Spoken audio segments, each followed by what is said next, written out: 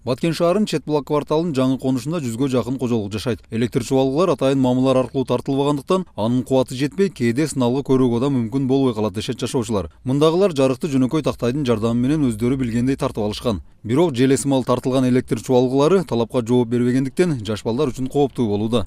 Наргы чоң көчөдөн өткөн линиядан эле просто тартып алып, эл күчү жеткенче эле тартып алып келип неме кылды. Эч кандай трансформатор жок. Главный столба эмес да бизге ушул жаңы конуш үчүн немени коюп берсин, трансформаторду высоковольттон бөлүп. А калганы көчө өзү эл топтоп тартып ала берет калган линияны. Жаңы конушта 4 жылдан бери жашап жаткан Динара Жаркынова электр кубаты жетпегендиктен күнүмдүк тиричиликте кыйынчылыктар болоорун айтат. Алар көйгөйдү чечүү максатында буга чейин шаар жетекчилигине да кайрылышкан. Бирок азырынча жыйынтык чыга элек.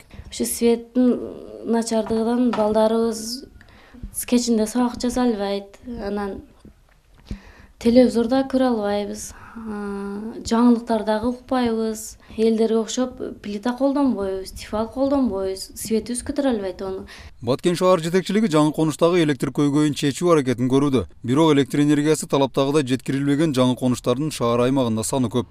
Шаардын 2015-17 жылдардагы өнүгүү программасына дагы 5-6 трансформаторду коюуду пландаштырылганбыз. Азыр 2 трансформаторду өзүбүз Баткен шаарынын жергиликтүү бюджетинен каржылап, трансформаторду апрель айында насип кылса алабыз.